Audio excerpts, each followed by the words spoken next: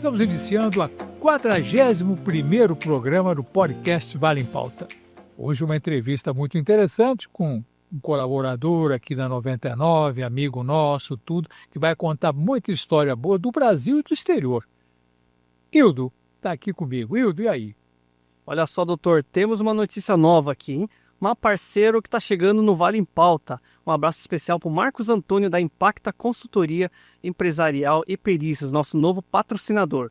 A Impacta é aquela empresa que entende tudo de negócios, sabe transformar desafio em resultado, trabalhando com consultoria empresarial, perícias e recuperação tributária, sempre com muita inteligência e estratégia para fazer sua empresa crescer. Segue lá no Instagram, @impacta_consultoria, ou entre em contato pelo telefone 13 99804-8400. Obrigado, Marcos. Impacto Consultoria.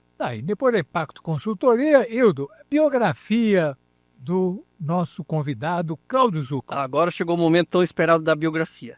E no programa de hoje recebemos ele, já um nome familiar das ondas aqui do Vale do Ribeira, Claudinho Zucman, ou melhor dizendo, Cláudio Alves de Souza.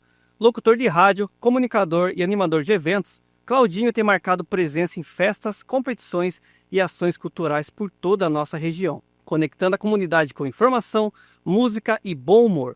Natural de Registro, Claudinho é palmeirense roxo, casado com a Ingrid e pai do Pietro e da Micaela. Nas redes sociais, reúne quase 60 mil seguidores e segue movimentando o público, divulgando, informando e interagindo com os internautas. O seu estilo leve e autêntico, que já virou marca registrada. Hoje vamos conhecer um pouquinho mais da trajetória do locutor que leva alegria e energia por onde passa. Aí, Claudinho, hoje você vai bater papo com a gente no podcast. Hoje eu sou entrevistado e não um entrevistador. Hoje está do outro lado. Claudinho, vamos começar a falar como é que você nasceu aonde, como é que foi a tua infância, conta para nós. Bom, doutor Cristiano, Hildo e a todos que estão nos assistindo nesse momento, através do podcast, é um prazer estar aqui participando com vocês e contar um pouco da minha história. Eu sou natural de Registro, a minha família é uma família que veio da área rural, ali do Capinzal. Logo após o meu nascimento e também do meu irmão, mudou para o bairro Conchal, em Pariquera-Sul, e lá vivi toda a minha infância e também minha adolescência, quando decidi sair de casa para ganhar a vida, o mundão, como dizem, né? Você estudou aonde? Eu estudei, fiz o básico foi no sítio mesmo, no Conchal. Logo em seguida, eu fui para uma outra escola também da zona rural, no bairro do Angatuba. E por ser de uma família muito pobre, né, naquela época tinha a opção, ou você estudava de dia e trabalhava à noite, ou vice-versa. Então, terminando a 8ª série, lá no bairro do Angatuba, na escola do bairro do Angatuba, o pessoal falava, o que você vai fazer? Onde você vai estudar? Vai fazer o 2º grau? Onde você vai? Eu não sabia para onde ir, porque eu não tinha condições de pagar passagem para ir para a cidade estudar. Então todo mundo falava em fazer Cefam. Eu nem sabia o que era o Cefam. E naquela época, é um curso para ser professor, fazer o magistério, e lá você fica o dia inteiro estudando, e o governo te paga uma bolsa, o valor de um salário para que você possa se manter. Falei, nessa mesmo que eu vou. E como é que faz? É nessa que eu vou entrar, né? Como é que você faz? Você vai lá, faz a sua inscrição e vai prestar um concurso. Se você passar, você começa a estudar. Vim aqui em Registro, na época não tinha ainda o prédio do Cefam, era ali no KKKK e também no Chico Manuel, se não falha a memória, no Antônio Fernandes. Fiz a matrícula para fazer o concurso, passei. Se não me falha a memória, naquela época tinha 500 pessoas concorrendo, eu passei em 20º alguma coisa e cursei até o 4º ano e não me formei no magistério. Largou mão. Larguei mão por causa do quê? Por causa da rádio. Porque o sonho era ser locutor, o sonho não era ser professor. O magistério eu adaptei, digamos assim, por necessidade, né? Porque eu já ganhava uma bolsa de estudo do governo, iria dar continuidade ao estudo, e aí conseguiria terminar o estudo e ter a oportunidade de fazer aí uma outra profissão. Só que no primeiro dia de fazer lá uma aula, eu percebi que não tinha nascido para ser professor. E aí surgiu a oportunidade de trabalhar em rádio e estou até hoje. Sim. Cláudio, uma outra questão. Como é que surgiu o sobrenome Zucman? Bom, é um nome artístico. Muitas pessoas perguntam quando principalmente quando vão pegar o nome para preencher alguma coisa. Mas cadê o Zuckerman? De onde vem o Zuckerman? Daí eu tenho que explicar que o Zuckerman é um nome artístico que surgiu através de um grande amigo também da comunicação, o Anderson Morales. Eu trabalhei com o Anderson Morales em uma emissora lá em Juquiá, e o Anderson, ele fazia um programa antes do meu. Então, sempre quando eu chegava no estúdio, ele me apresentava. Tá chegando o Cláudio Zuckerman. Cláudio Zuckerman, pegou, o Zuckerman pegou. Ah, foi ele que criou, então.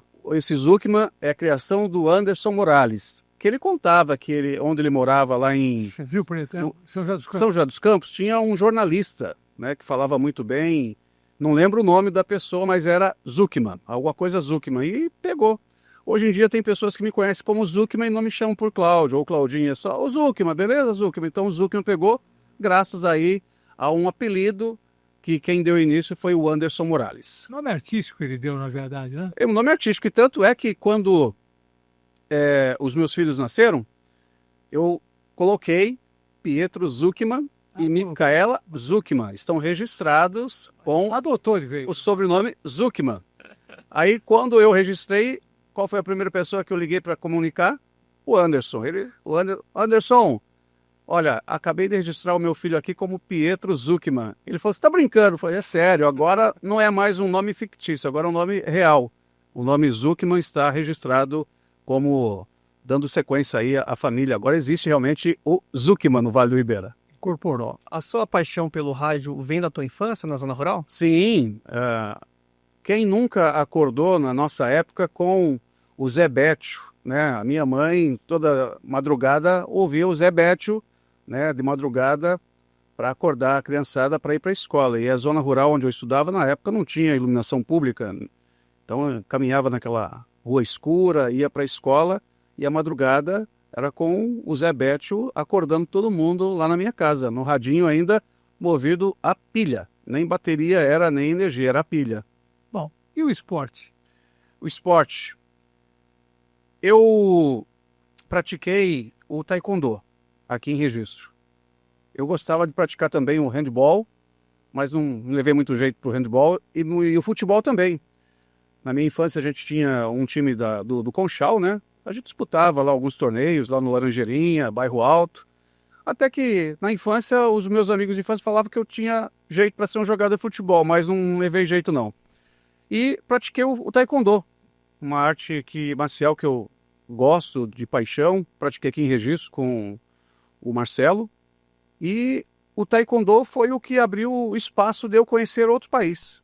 Foi através do esporte. Graças ao taekwondo, eu pude viajar para os Estados Unidos 2 vezes, né? E quantos anos nos Estados Unidos? Porque ele foi para os Estados Unidos, Wildo, uma competição do taekwondo. Ah, que legal. Isso. E ele resolveu ficar. Faz pouco tempo, 5 anos. Na verdade foi assim, a primeira vez que eu fui para os Estados Unidos foi em 94, em 98, disputar o campeonato Open de Taekwondo na Flórida. Ficamos 1 mês na Flórida, foi uma oportunidade única na minha vida. Nunca passou pela minha cabeça um dia conhecer a Disney, os parques da Disney, e eu tive essa oportunidade graças ao esporte, graças ao Taekwondo. Em 98 eu fui, disputei o Taekwondo, ficamos 1 mês na Flórida e retornei. Aí só depois de 2000 que eu fui para ficar nos Estados Unidos para trabalhar. 5 anos. 5 anos. 5 anos morando lá no estado de Massachusetts, na cidade de Worcester. Worcester que chegou a ser capital do estado, né? E hoje a capital é Boston. E como é que foi a vida lá nesses anos? Conta, porque hoje em dia só se fala com o pessoal que está nos Estados Unidos e está desesperado, que o pessoal quer deportar, tal. Como é que era? Tranquilo? Como é que era? Olha, na minha época tinha bastante serviço. Tanto que eu cheguei hoje, no dia seguinte já estava empregado. Lógico que você chega lá, o brasileiro que chega nos Estados Unidos, ele chega com um salário baixo. Na minha época eu ganhava $7,50 por hora de serviço. Trabalhava muito, porque se você tem o objetivo de ir trabalhar, você tem que se dedicar ao trabalho. Você não pode viver como um americano. Trabalhou em que área lá? Primeiro serviço que eu fiz, adivinha, é o que a maioria dos brasileiros passa. Trabalha na dishwasher, que é lavar prato, lavar copo em restaurante e lanchonete. Depois passei para landscape, que seria cuidar de jardim, de gramas. E, acredite, o jardim que eu cuidava era um jardim de um cemitério. É mesmo? Cemitério. Aqui você fala, você trabalha no cemitério? Só que o cemitério dos Estados Unidos, como você vê em alguns filmes, é um cemitério que as pessoas iam lá para fazer um piquenique, para passear.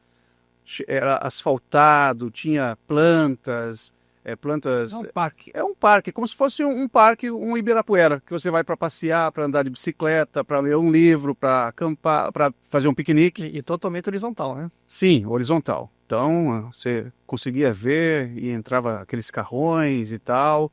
Então, também trabalhei como limpeza de jardim de cemitério. Também trabalhei como limpeza de hospital. Trabalhava com produtos químicos. Nessa fábrica eu estava ganhando bem na época. Eu estava ganhando $13,50 a hora. Quando passava das 40 horas, pagava o full time, né? Então dava para tirar uma boa grana semanal, que lá você recebe por semana. Não é igual ao Brasil. Lá você ganha toda sexta-feira, o seu cheque está lá na empresa. Então não tem como você falar assim que não tem dinheiro na semana, né? Não é mensal, é semanal. Você recebe o seu salário, o seu pagamento. Então foi uma boa fase, diferente do que está hoje nos Estados Unidos, acredito eu, para o brasileiro, para quem é imigrante.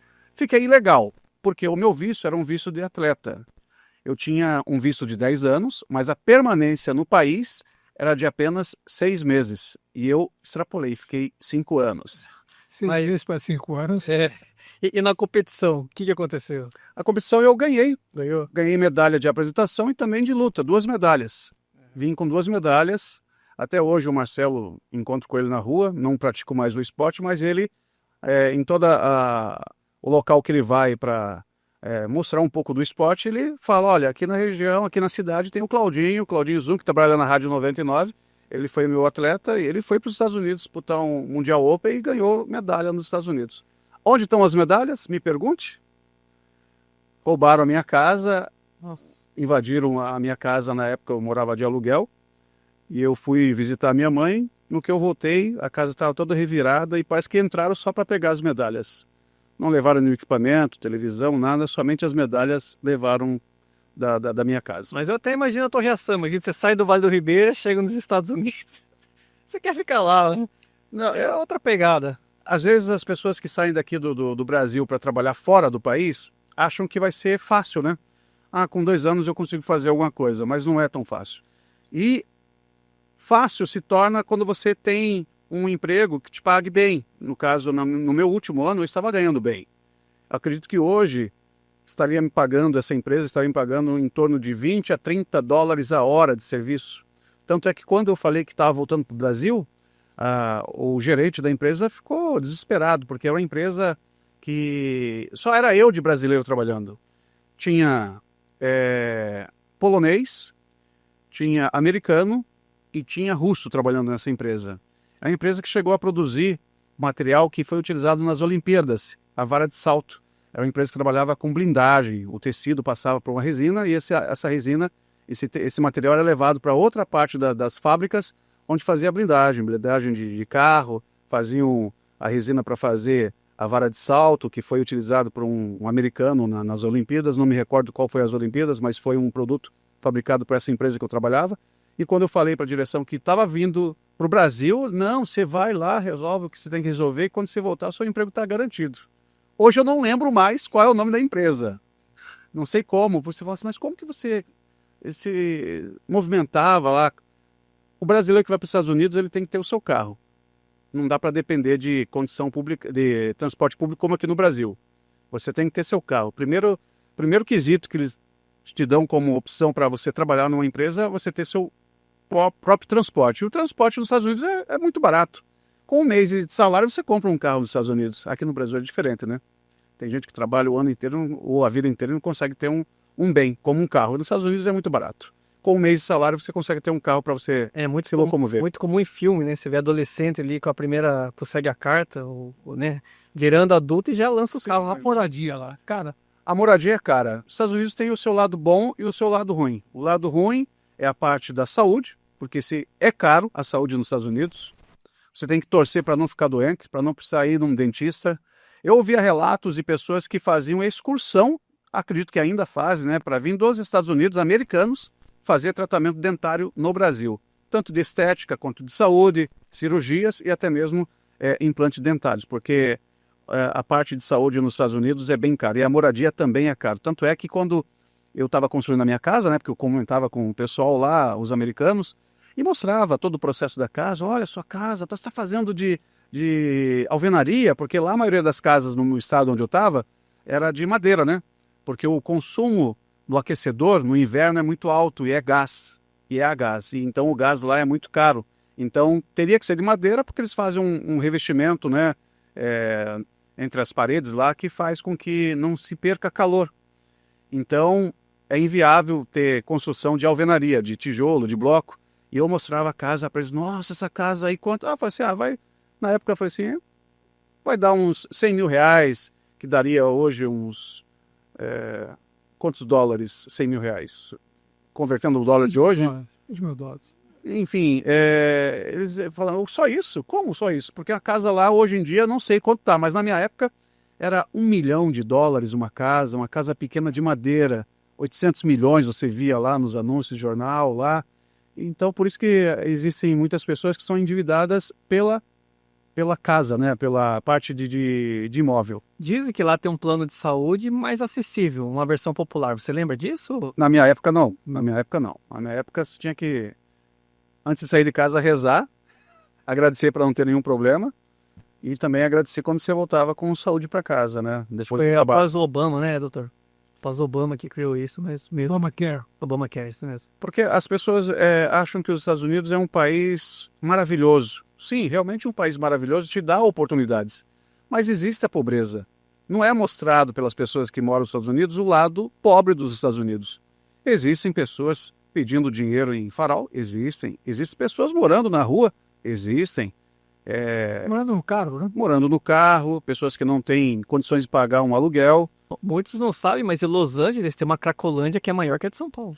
A antiga Cracolândia de São Paulo. Só que as pessoas não mostram, só mostram o lado bonito da coisa, né?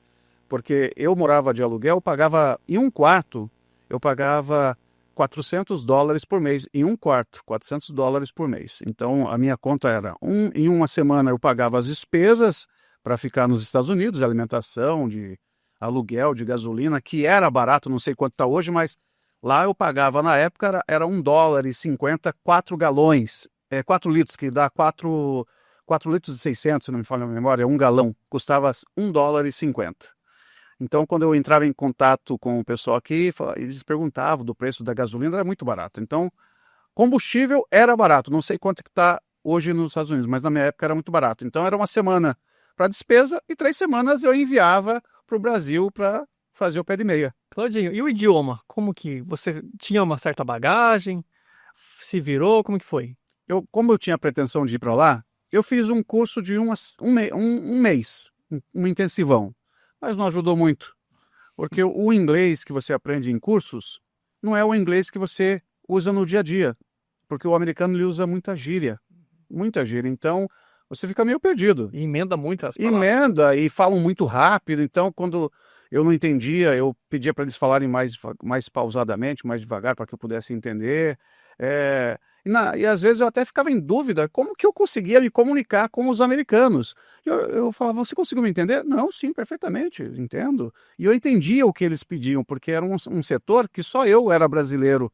Então eles falavam comigo em inglês e eu sabia todas as funções que eu tinha que fazer. Então é como se fosse andar de bicicleta, você nunca desaprende, né? Demora um pouquinho para pegar novamente o equilíbrio, mas você vai. Então a comunicação de início, se você ficar só com o brasileiro, você não aprende nada. É só palavrões. Eu conheci pessoas que estavam lá há 10 anos e não sabiam pedir um lanche num McDonald's, num Burger King, não sabiam se comunicar. Era só good, thanks, palavras. O básico. Mas não sabiam se comunicar, pedir uma informação ou coisa parecida. Me conta uma outra coisa. Muito brasileiro no teu tempo? Lá você convivia com muita gente fora do trabalho? Muito brasileiro. A região lá dos Estados Unidos, onde eu estava, em Massachusetts, tinha uma cidade que praticamente era uma cidade brasileira. Com mercados, com lojas, com restaurante. Era uma comunidade brasileira que transformou uma cidade americana em uma cidade brasileira. muitos brasileiros, principalmente da região de Minas Gerais. Região de Minas Gerais, conheci muitas pessoas de Mantena, de onde mais? Governador Valadares tinha bastante, de outras cidades que me falha a memória agora, mas mais da parte do interior de Minas, né? Muita gente do interior de Minas que acredito que hoje se transformaram, viraram em fazendeiros, porque trabalhavam, viu? E trabalhavam, e quando você falava o que você está fazendo no Brasil, porque a pergunta entre os brasileiros é o que você está fazendo com o dinheiro? Você está mandando para o Brasil, você está fazendo o quê? A maioria lá comprava terra e gado, investia em terra e gado. Então acredito que alguns eu ainda tenho até contato com um amigo meu que morava na mesma casa que eu morava lá em Worcester. Hoje ele está morando na Flórida, hoje ele é cidadão americano. Ele perdeu alguns contatos, eu também perdi alguns contatos. Daquela turma que eu convivi, eu tenho contato com três pessoas que ainda eu mantenho contato. As outras eu perdi, né? Vim para o Brasil e acabei perdendo contato com eles. Mas tinha muito brasileiro, e ainda acredito que tenha muito brasileiro, mas convivendo com uma insegurança hoje em dia, né? Com medo dos agentes do governo bater na porta e levar preso para até ser deportado. Bom, você ficou 5 anos lá, trabalhando. O que era o lazer para você lá? O que você fazia para... O máximo que... Eu não tinha lazer, porque eu fui com o objetivo de fazer a vida lá, ganhando dinheiro e conseguir viver aqui no Brasil. Construir uma casa, ter um carro próprio, ter um dinheiro guardado. Então eu não tive muito lazer. Tanto é que as pessoas que eu convivi, algumas iam para o Dia da Independência, que tinha lá, que faziam aquela festa que acredito que fazem todo ano ainda, que vai artista brasileiro para Nova York. Então, da cidade onde estava de carro eram umas 3, 4 horas de viagem, então o pessoal ia para lá para aproveitar. Eu nunca fui. Só fui uma vez no cassino, em Connecticut. O pessoal fala Connecticut ou Connecticut. Eu fui só uma vez no cassino, perdi. Não fiquei milionário. Não consegui voltar ao Brasil milionário. Mas o lazer que eu tinha... Aí foi inteligente, parou de jogar. É que eu não tinha muito dinheiro. Eu mandava para o Brasil, então não tinha muito lá. Porque se eu tivesse dólar lá, vivesse como americano, eu acho que eu tinha entrado em dívida nos Estados Unidos. E se você quisesse ficar legalizado lá, teria como? Ou na situação... Na época, talvez por casamento? Na época, sim. Embaixada? Tanto é que, quando eu fui para os Estados Unidos, eu pedi um apoio para um amigo que já estava lá, que era da cidade de Juquiá. Entrei em contato com ele e disse, olha, eu estou querendo ir para os Estados Unidos. Não, pode vir que eu te dou o amparo, você fica na minha casa. Então eu fui já com amparo, não fui na cara e a coragem, né? Ele que me arrumou o primeiro serviço, ele que me arrumou o lugar de ficar. Já tive uma estrutura já preparada. Ele foi me buscar no aeroporto e tudo mais. Então, acredito que se não tivesse esse amparo, seria mais difícil lá a situação. Mas na época ele também não tinha o green card, ele já tinha o permit para trabalhar, porque ele estava em processo. Ele era cozinheiro de um restaurante e na época o patrão, tinha uma brecha na legislação americana que restaurante, alguns setores do comércio poderiam entrar com o processo, assinar um papel para que a pessoa pagasse o advogado para recorrer e tentar ganhar o green card. Ou, de outra forma, casar com uma americana ou com uma porto-riquenha para conseguir o green card. Muitas pessoas que eu conheci casaram com americanas ou casaram com americanos para conseguir o green card. Só que essa forma aí era uma forma bem vigiada. Era igual de filme, passa mesmo. Realmente o pessoal da imigração vai lá, fazem perguntas íntimas às pessoas, de vez em quando aparecem para saber se estão convivendo. Isso não é casamento de fachada. Isso não é um casamento de fachada, você não pagou. E rolava lá sim um comentário que com $10.000 você conseguiria um green card na época. Mas eu não tinha interesse de permanecer nos Estados Unidos, porque na época eu pretendia voltar para o Brasil, era só para fazer mesmo em pé de meia. E diz uma outra coisa, resolveu voltar para o Brasil, aí como é que você entrou no rádio aqui? Eu já trabalhava no rádio, né, doutor? Quando eu fazia o Cefam, na época surgiu muitas rádios piratas, né? Que hoje são comunitárias, mas na época era rádio pirata. E no 4º ano do Cefam, tinha a rádio Som da Ilha, que era a rádio do Paulinho. E falaram assim para mim, olha, saiu uma rádio lá em Paricaraçu, e tudo que tinha no Cefam era eu que apresentava. era desinibido no microfone, então qualquer evento que tinha no Cefam na minha época era eu que apresentava. E todo mundo falava assim, olha, você tem uma boa voz, se comunica bem, por que você não tenta trabalhar em rádio? Não, eu tenho sonho sim de trabalhar em rádio, mas não tive a oportunidade ainda. E me falaram, ó, saiu uma rádio em Pariquara, por que você não vai fazer um teste lá? E na época eu fui lá, conversei na época com o Léo, que era um funcionário aqui, foi um funcionário da 99, e o Léo falou assim, fui lá falar com ele num sábado, ele falou, vem começar na segunda-feira. Falei, na segunda-feira? E fui trabalhar na rádio fazendo locução. A minha primeira rádio foi na Rádio Ilha FM, com o Paulinho do Som da Ilha. E de lá, não parei mais. Passei por outras emissoras além da 99. E hoje está em 2 lugares, né? Hoje eu estou em 2 lugares. Em Juquiá, que eu estou em Juquiá desde 94, né? E aqui na 99, que agora, no dia 11 de novembro, estarei completando, se Deus quiser, 14 anos de casa. Todo mundo que segue, te escuta, sabe que você mora em Juquiá. Como você foi parar em Juquiá? Foi direto vindo lá dos Estados Unidos? Como que foi vindo de lá dos Estados Unidos? Você foi parar? Eu já estava em Juquiá na época. Estava em Juquiá. Morava já em Juquiá. Em Juquiá foi porque quando a Federal fechou as rádios piratas, que na época era pirata, hoje é comunitário, quando fechou a rádio do Paulinho, eu fiquei desempregado. Larguei o Cefam e eu trabalhava no Petropem, cheguei a trabalhar no Petropem, a minha família trabalhou no Petropem, meu pai se aposentou no Petropem, a minha mãe se aposentou no Petropem e eu também cheguei a trabalhar uma época no Petropem. E até hoje eu falo com um amigo que trabalhava lá, o Fabiano, ele mora no Petropem, mora lá no Conchal, ele falou, Claudinho, eu lembro daquela época que você falou que aquele lá não era o seu lugar, que você nasceu para ser locutor e hoje eu te ouço, eu sou o seu ouvinte e comento com as pessoas, ouça esse rapaz aí, ele trabalhou comigo. Ele é um exemplo de persistência, porque ele falou que ia ser locutor e hoje ele é locutor de rádio. Uma curiosidade, era no posto ou era interno? Era no restaurante. Eu era balconista. Trabalhei uns 6 meses, eu acredito. Por não ter outra opção, né? Eu fui trabalhar como balconista para me manter. E nessa surgiu a oportunidade de trabalhar na Rádio Ilha e fui trabalhar na Rádio Ilha. Eu chegava a percorrer de bicicleta do Petropem até Pariquaraçu todos os dias para ir trabalhar na rádio. Não tinha moto, não tinha carro, ia de bicicleta para poder chegar. E aí dá para Juquiá? E para Juquiá foi quando fechou a rádio, né?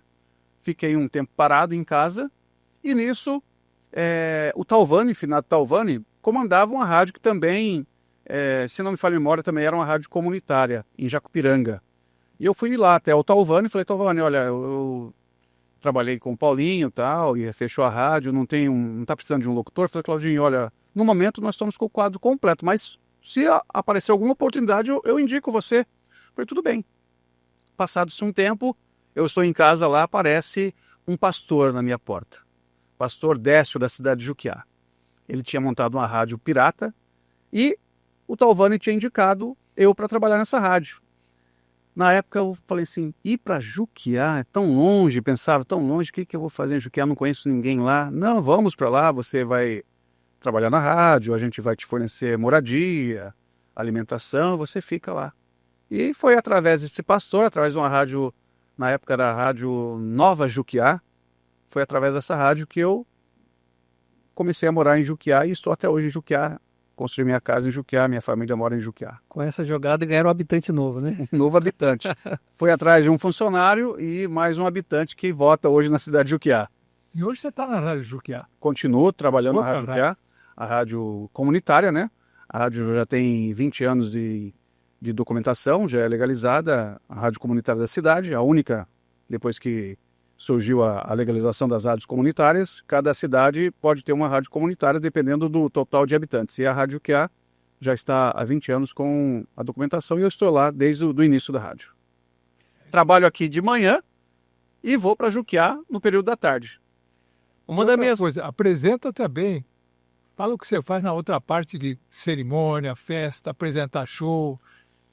E é uma parte também que eu gosto de fazer, que é trabalhar com o público através de eventos, né? Eu trabalhei como DJ, mas hoje eu estou aposentado como DJ. Isso ia ser a minha pergunta. Eu ia falar que uma das minhas primeiras lembranças do Claudinho é como DJ. DJ Claudinho Zuckman. Como DJ. Trabalhei em várias casas, em vários shows. Quando tinha ainda o hangar, né? Eu sempre fazia a apresentação, tocava antes dos shows e apresentava os shows, né? E como que deu aquele despertar, assim, vou ser DJ? O que aconteceu? Eu gostava de trabalhar com música, né? A música sempre foi a área que eu sempre gostei. Da rádio já tava meio que ali, né? A rádio já estava meio termo. E, para falar a verdade, eu nem lembro qual foi a primeira apresentação que eu fiz como DJ.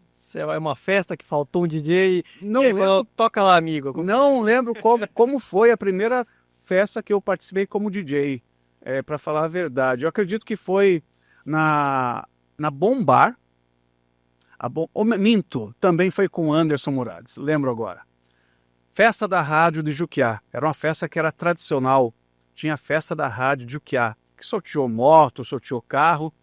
E tinha aquela briga na época, porque eu fui para a concorrência do que era a rádio que o Anderson Murades trabalhava. E na desenvoltura do trabalho, o dono da rádio me convidou para passar para o outro lado, né, da concorrência. E eu aceitei. Tinha mais audiência, tinha mais equipamento, é mais moderno, então passei para lá. E nisso tinha a festa da rádio. E o Anderson era DJ. Anderson Morales era o DJ. E eu comecei a me entrosar com o Anderson e nós começamos a tocar, a mexer no equipamento. Então foi através também do Anderson. Eu acho que eu devo um prêmio pro Anderson, viu? Anderson, se você estiver ouvindo esse podcast, obrigado, Anderson. Obrigado pelas dicas, obrigado pelo nome artístico e obrigado por ter me lançado também como DJ. Através de você, também me lancei como DJ e também como apresentador em eventos. Foi bem influente na tua vida, né? O Anderson foi uma pessoa que me influenciou muito bem aí no ramo profissional. Agradeço ao Você Anderson tinha aí. equipamento, tudo, né? Eu lembro. Eu tinha, ainda tenho, tá guardado. Essa semana eu já disse que não mexo mais com isso para 3, 4 pessoas que queriam me contratar para eventos corporativos e também para eventos de formatura. Eu falei assim, olha, eu já estou aposentado, não tenho mais pique de ficar arcado numa mesa lá tocando, não tenho mais paciência de ficar a noite toda. Eu gosto de participar de eventos quando é para apresentar, como eu apresentei essa semana, né? No sábado apresentei na Escolha da Rainha do rodeio que vai acontecer lá em Miracatu. Já tem aí vários anos que eu apresento lá. Obrigado lá à comissão que sempre está me chamando. Então eu apresentei como o locutor do Baile da Rainha. Se me chamarem para um evento de um show, um artista que vai ter, também, se me convidar, também vou lá e faço toda a apresentação, o esquenta que fazem, né? Porque um evento sem uma apresentação se torna algo meio que monótono, né? Tem que ter alguém fazendo animação, locutor e animador, né? Você lembra o nome famoso aí que você esquentou, que você chamou? Muitos. Aqui em registro, vários. Péricles, Lucas Luco, Zé Neto Cristiano, Raça Negra, Tiaguinho, quem mais? Maiara e Maraíza, Nayara Azevedo. Então, seu Google Drive deve ter umas fotos boas, hein? Tem várias fotos dos artistas, que a vantagem de você estar envolvido no evento é que você tem um acesso ao artista, né?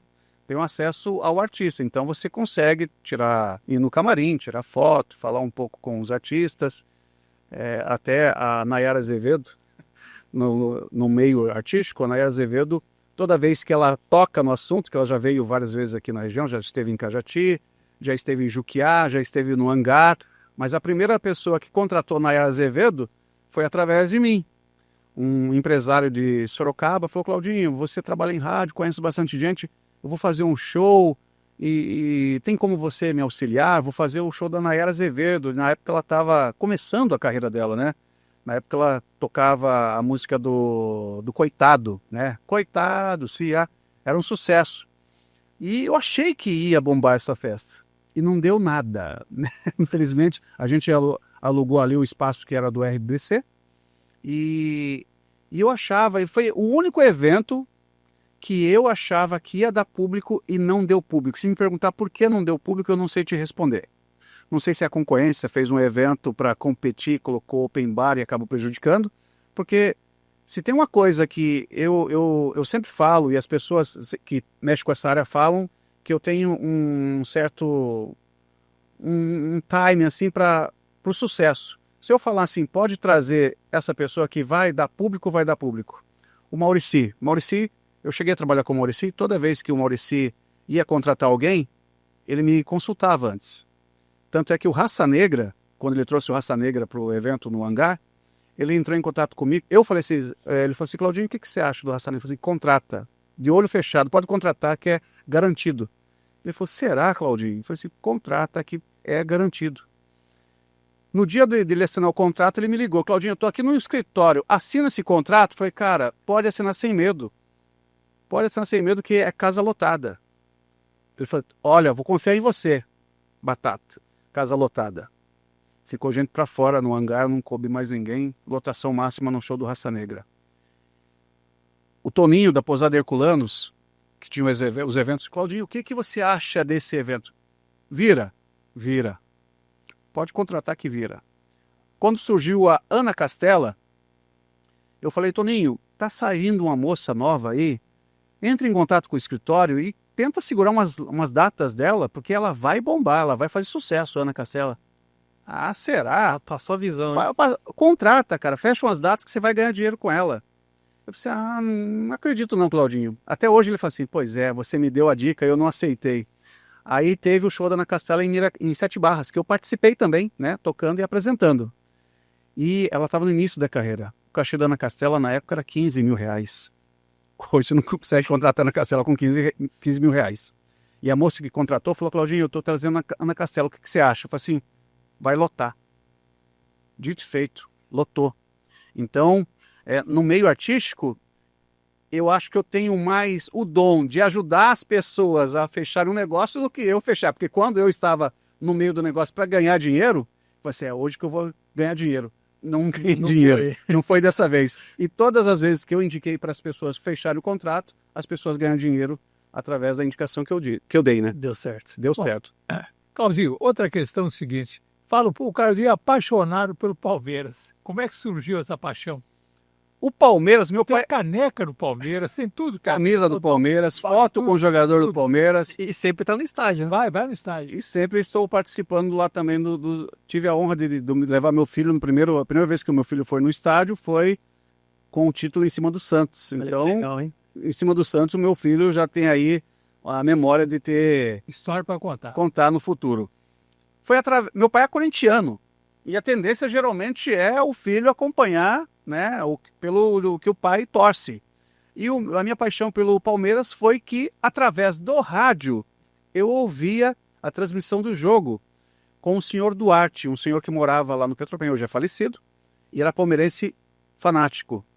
E ele ouvia, a gente brincava de bola, e aos domingos, né, tava com o rádio ligado lá, e o locutor falando do Palmeiras, e ele falando do Palmeiras, e eu acabei me apaixonando pelo Palmeiras. Isso era década de 90, mais ou menos? Antes, isso foi em 85, 83, essa época de 83, então, de lá para cá, foi Palmeiras. Olha só, hein?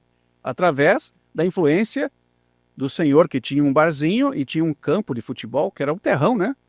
E os meus amigos nós brincávamos nesse terrão, e ele com o rádio ligado ouvindo o jogo do Palmeiras lá.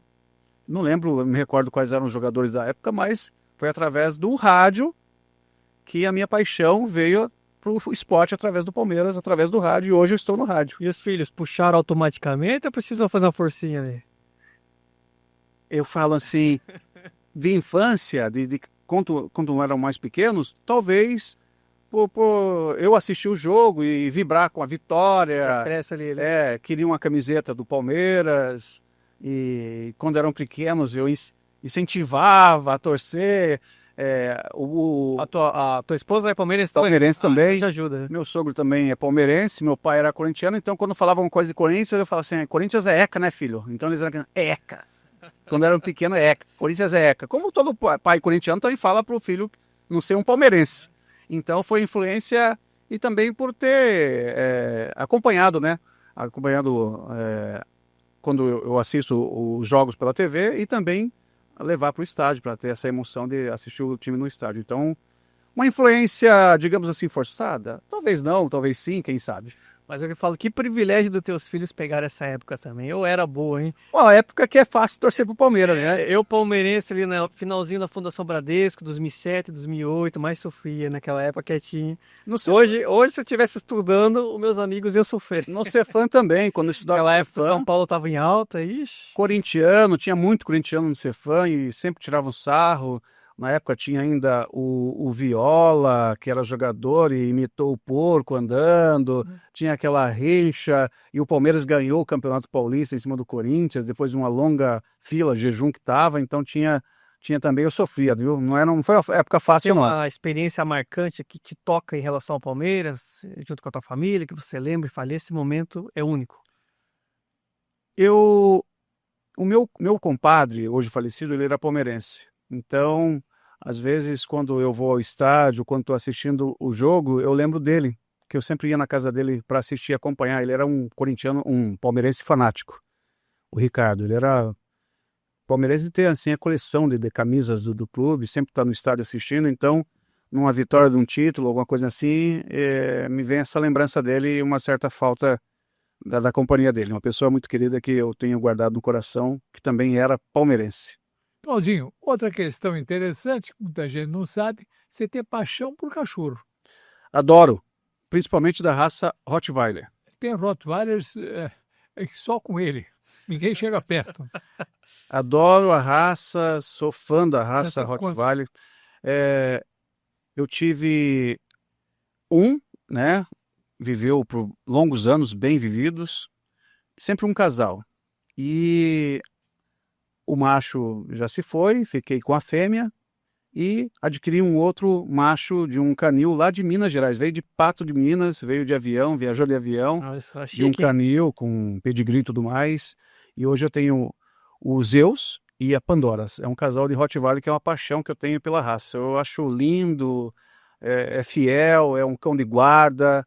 E eu decidi ter esse cão de guarda quando invadiram a casa. Falei assim, não, eu preciso ter um cão de guarda aqui para impor respeito, para que ninguém pule um muro e invada. Um não, dois, né? Depois disso, nunca mais tive esse problema. Com cão de guarda, estou bem servido. E eu adoro a raça, uma raça que me encanta. Pela beleza, pela O postura. pessoal fala muito de Rottweiler e de Pitbull. Você acha que a criação, o jeito que você cria, o carinho ali, é fundamental para... Eu sempre acompanho, né, as pessoas, os treinadores, e então o cachorro, sendo de raça ou não, ele dá... É como se fosse um ser humano, ele tem o seu momento de... que não está bem, está sentindo uma dor, ele não pode falar para você que ele não está bem. Então, se você for fazer alguma coisa que possa desagradar, ele vai te atacar. Independente se você trata bem ou trata mal. Claro que se você tratar mal, ele vai um momento que ele vai ter um momento de explosão e pode causar algum acidente. Mas se você trata muito bem, se você cuida muito bem, tem uma convivência boa com o animal, ele vai te retribuir em carinho vai ter também. Um bom amigo ali no lado, né? Sim, o meu cachorro. A minha esposa, quando vai no quintal, ela é como se fosse um brinquedo para ele. Tudo para ele é diversão. O meu filho é como se fosse saco de pancada. Ele pega meu filho e faz como se fosse um brinquedo. Arrasta para lá e para cá e pula nele, arranha, tudo na brincadeira. E comigo não. Eu entro no quintal, a primeira coisa que ele faz é deitar no meu pé para que eu faça carinho nele. Então, olha só como que como que o cachorro trata as pessoas. Com um é brincadeira, com o outro é como se fosse um brinquedo, mas não agride, né? Só a forma de brinquedo, e comigo é a forma de carinho. Então, tudo vai de como você trata o animal. E peso, tem ideia mais ou menos? O tamanho do... Eu não consigo pegar no colo. Criancinha. Eu até fiz, eu acho bonito o pessoal que pega o filhote de cachorro e tira foto primeiro mês, segundo mês. O meu filho tem também. Depois do terceiro mês ele não conseguia mais pegar no colo. Hoje eu não consigo pegar meu cachorro no colo. Acredito que está com mais de 60 quilos, mais de 60 quilos. É enorme. Já pensou, doutor, o tamanho do cachorro? Eu já vi, cara. Já viu? Já viu, já. por foto também. É enorme, é um cachorro bonito. A raça é bonita, né? Tem gente que gosta de Pinscher, tem gente que gosta de Labrador, tem gente que gosta de Pitbull, e eu sou um amante do Rottweiler. E aí o Claudinho viajou, foi para os Estados Unidos, trabalhou, voltou, foi para a rádio, passou por vários lugares e chegou o momento que ele construiu a tua família. Como que foi? Como que você encontrou a tua esposa? Os próximos passos? Teve... Através de eventos. Conheci através de evento. Através de evento conheci a minha esposa. Estamos hoje indo para 14 anos, 2 filhos, e na época ela trabalhava numa loja de calçados. Em Juquiá também? Aqui em Registro, a família dela é de Registro. Ela não tem parente na cidade de Juquiá. Mas você já estava lá? Eu já estava lá. E como eu já estava estabelecido, com casa e tal, namoramos, ela ficou grávida e, é claro, eu assumi a gravidez junto com ela e temos uma família linda, maravilhosa, abençoada, graças a Deus. E hoje ela era atendente de loja de sapato e eu falei assim, não, você não vai mais trabalhar, você vai cuidar dos nossos filhos. Então vamos até o máximo que você consiga cuidar dele, né? Cuidar do lar, dar uma boa educação, porque a criança precisa ser dedicado. Porque a gente tinha medo de deixar na creche, então, não. Graças a Deus eu tenho 2 empregos. Hoje ela fala assim, meu marido é igual o Julius. Tem 2 empregos? Meu marido tem 2 empregos. Então, consegui com que ela ficasse em casa, eu mantesse a educação da criança financeiramente, pagando as contas e tudo mais. Mas hoje ela tem a sua profissão também. Descobriu uma profissão através de um bolo que ela fez para ela. As pessoas elogiaram o bolo e hoje ela se tornou uma... É engraçado uma como as oportunidades surgem assim, né? Do nada. Do né? nada. Eu queria que ela seguisse o lado da beleza. Montasse um salão. Ia pagar um curso para ela, porque salão, beleza, eu achava que daria mais lucro. Porque mulher não vive sem um tratamento. Mulher semanalmente está no salão cuidando da beleza. Então, na minha visão, o salão, a parte da beleza, era um nicho que poderia gerar uma grande renda. E só que ela não gostava dessa parte. Ela gostava de mexer com bolo, com doce. Mas ela nunca trabalhou nessa parte. Confeitaria, né? Confeitaria. E ela fez um bolo para o aniversário dela. E através desse bolo, a minha sobrinha, que estava no aniversário dela, pediu para fazer o bolo do aniversário da filha dela. E aí foi. Começou a aparecer uma encomenda, 2, 3, e já está há vários anos aí com nem sei quantos bolos já chegou a confeccionar. Tem lá inúmeros clientes, né? A Ingrid Volozinho. Vale tudo. Sei lá. Temos clientes em Registro, em Pariquera, em Sete Barras, Miracatu, Juquiá.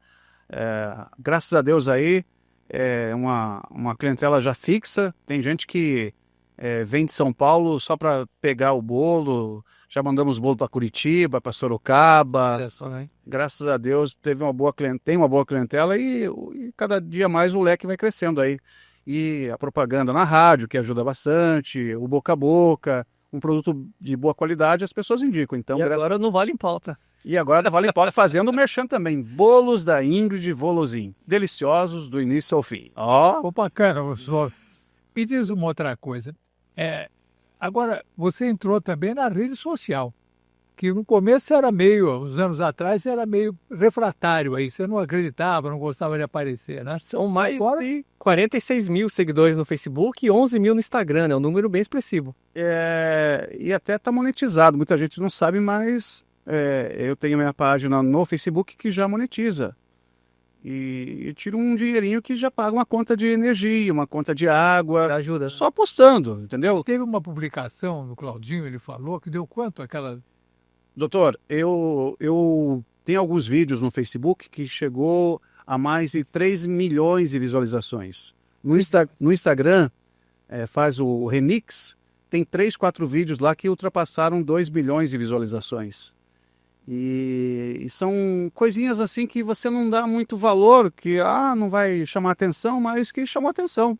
E aí começou a subir o número de seguidores. E o digital aconteceu natural ou chegou o momento que você percebeu, opa, eu posso dar uma forcinha aqui que tem... O Instagram, eu acho que ainda é o meu lado fraco. O Instagram, muitas pessoas preferem o Instagram. Eu já prefiro o Facebook. O Facebook eu acredito que seja mais... tem um contato maior com o seu seguidor. Eu acredito que é mais humanizado o Facebook do que o Instagram, na minha opinião. Agora que o Instagram começou a dar uma crescida, né? Eu tinha lá 1.500 seguidores, hoje está com mais de 11 mil seguidores, está crescendo, cada dia vem mais seguidores, através do remix que eu comecei a fazer. E pelo Facebook, rede social, foi pelos serviços que eu faço social. Muitas pessoas me procuram pedindo ajuda, ou seja, com alimentos, ou seja, com uma oportunidade de emprego, que eu sempre estou postando oportunidades lá, ou até mesmo através de vaquinhas eletrônicas, as pessoas, você tem grande alcance, eu abro lá o bate-papo lá, tem lá uma mensagem lá, tem como você postar isso, que você alcança bastante pessoas, seu alcance é muito grande, as pessoas sempre estão compartilhando o que você posta. Eu acho que eu criei uma credibilidade do público que segue através da rede social, uma credibilidade. Tanto é que quando as pessoas falam assim, e o McDonald's, vem ou não vem? Que eu cheguei a postar bem antes de... eu falei que ia ter o McDonald's em registro, e as pessoas tiraram sarro e duvidavam, e isso deu um maior reboliço, e vem ou não vem? Hoje está aí a prova que o McDonald's vem, então é uma credibilidade daquilo que você posta. Que foi anunciado lá atrás e deu uma parada, e a galera cobra, né? Cobra, Mas uma hora como chega. outras empresas também, Qual mas... que é o teu Instagram? Vamos deixar gravar o Instagram e o Facebook. Facebook é Claudinho Zuckman, né? O Zuckman, muitas pessoas têm dificuldade para escrever, é o Z-U-K-M-A-N, Claudinho Zuckman, Z-U-K-M-A-N. E no Instagram é Zuckman Oficial, Zuckman Oficial. Tem lá Claudinho Zuckman Oficial, vai encontrar lá. Pode seguir lá nas redes sociais também, tanto no Facebook quanto no Instagram. Eu prefiro que seja no Facebook, viu? Segue lá, dá uma rendinha a mais. O Instagram ainda não estou monetizando, nem sei se pelo Instagram monetiza, você que mexe bem com mídias sociais. Monetiza também. Monetiza, mas através do quê? Através de parcerias pagas ou de visualizações? Tem que fazer o cadastro e aí ele conta por visualização. Vou saber com você algumas dicas para também monetizar através do Instagram. O Facebook já tenho monetizado já. Claudinho, o tempo passa voando, tá praticamente quase no final aqui já do podcast. E temos uma pergunta aí, como que o Claudinho chegou na 99 FM? Como cheguei a 99? Eu era ouvinte da 99. Eu acho que a maioria das pessoas que trabalham com rádio eram ouvintes da 99, porque a 99 foi a rádio pioneira no FM na região. Eu ouvia o Chichinelo, eu ouvia o Antônio Ribeiro, eu ouvia, assim como tinha os outros programas que fizeram grande sucesso aqui na 99. Eu era fã do programa de sábado, porque tocava as músicas eletrônicas, os bailinhos que aconteciam na RBC, o Janeta, que sorteava os ingressos, o Marcelo Bocas, que sorteava os ingressos dia de sábado. Eu era fã do programa de sábado, né? Tentava ligar e nunca conseguia ligar para ganhar ingresso. Então, um dia eu falei, eu vou trabalhar nessa rádio ainda vou trabalhar nessa rádio. E Eu aposto que escutava o povo no rádio. Também, as notícias, os programas. E eu falei assim, eu ainda vou trabalhar no 99. Aí, certa vez, o Antônio Ribeiro, que tinha o seu grupo de forró, né? Era os Safadões, se eu não me falei a memória. E eu, Safados Forró, isso, Safados Forró. E certa vez eu entrei em contato com o Antônio para contratar a dupla para se apresentar em Juquiá. E aí, num bate-papo com o Antônio Ribeiro, tal, eu falei assim, Antônio, como é que tá o quadro lá de locutores? Eu falei assim, tá completo, mas se souber alguma coisa eu te dou um toque. Aí, certo dia, o Antônio me ligou, falou, Claudinho, olha, lembra disso que a gente conversou? Tem interesse em vir aqui na 99 trabalhar? Vem falar com o Dr. Cristiano? Eu falei assim, claro que tenho. E vim, falei com o Dr. Cristiano, me apresentei. Ele viu que eu era essa pessoa de bom coração, uma pessoa responsável. Perguntou se eu tinha toda a documentação para trabalhar, porque é o DRT, tinha o DRT. E ele falou assim, pode vir começar a trabalhar. E estou há 14 anos já fazendo parte da família 99. Ele falou assim, a 99 é uma família. Aqui nós temos pessoas que já estão aposentadas e continuam trabalhando. E se você é uma pessoa responsável, eu lembro das palavras do Dr. Cristiano, se você é uma pessoa responsável, se você se dedica ao trabalho, você só sai daqui se você quiser. Ou se você fizer alguma coisa errada. Não foi o caso, estou aqui até hoje. Espero continuar por muitos anos ainda. E o povo no rádio, você gosta de apresentar? Doutor, de início, para ser sincero, eu não queria apresentar o povo no rádio. De início.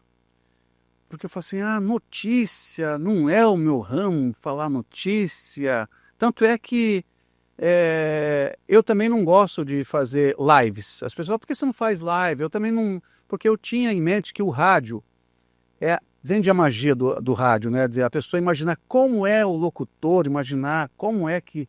Porque hoje as pessoas, até há um tempo atrás, veio uma senhora aqui fazer uma nota, ela olhou para mim assim, você é o Claudinho Zuckman? Nossa, eu tinha uma outra ideia de como você era. Imaginar você um senhor, mais velho, mais alto. Você é um rapaz.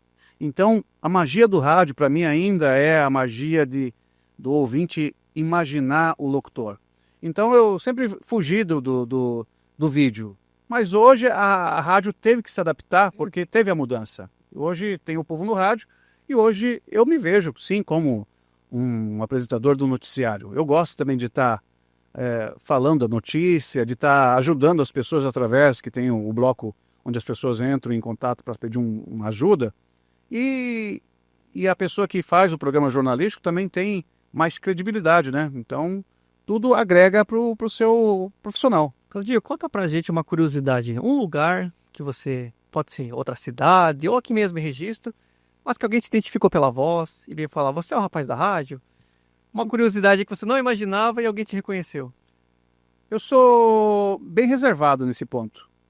Tem pessoas que falam assim, eu sou locutor, eu sou bem reservado. Muitas pessoas, quando eu entro numa loja que eu falo, elas falam assim, conheço a voz de algum lugar. Aí lembra da voz. Daí que eu falo assim, eu trabalho na rádio. Tem pessoas que já acham, eu sou locutor, eu sou mais reservado. Mas quando começa a falar com a pessoa, eles matam na hora. É igual o Lombardi, né? Ninguém conhece o Lombardi. Acontece com frequência. Até no ônibus, quando eu estou, eu não gosto de falar muito, porque senão as pessoas começam a perguntar coisas. Eu sou muito tímido. Não parece, mas eu sou bem reservado. Então, no ônibus, eu procuro ficar bem em silêncio. Quando vem alguém falar, eu procuro falar baixinho, porque as pessoas olham e começam a perguntar, ou falam, manda música e tal. Então, eu sou meio tímido nessa parte aí de identificação. É isso aí, doutor. Chegamos ao nosso fim. Um belo bate-papo com o Claudinho. Eu falei para você que ia ter muita coisa interessante. E, Claudinho, microfone aí. Agradeço. Esquece para você deixar uma mensagem que daqui 10, 15 anos, teus 20 anos, teus netos vão ouvir o depoimento do Claudinho, a história dele no rádio e na vida, né? Agradeço, Cristiano, doutor Cristiano, Hildo, pelo convite, por estar participando desse podcast. Agradeço por contar um pouco da minha vida pessoal, fora aí do Claudinho Zuckman, quem é o Claudinho Zuckman de verdade. E foi um prazer participar desse podcast, para ter registrado aí esse momento da vida pessoal do Claudinho Zuckman e poder contar um pouco da minha história e relembrar também fatos que ocorreram aí na vida, tanto profissional quanto pessoal. Foi um prazer participar com vocês aqui. Aí, Hildo. Claudinho, obrigado pela presença mais uma vez. Lembrando a você que quem não se inscreveu, se inscreva no canal Vale em Pauta. E também lembrando que estamos, além aqui do YouTube, no canal Ribeira Plus, tá bom? Até o próximo vídeo. Semana que vem tem mais um vídeo novinho aqui no canal. Até breve. Tchau, tchau.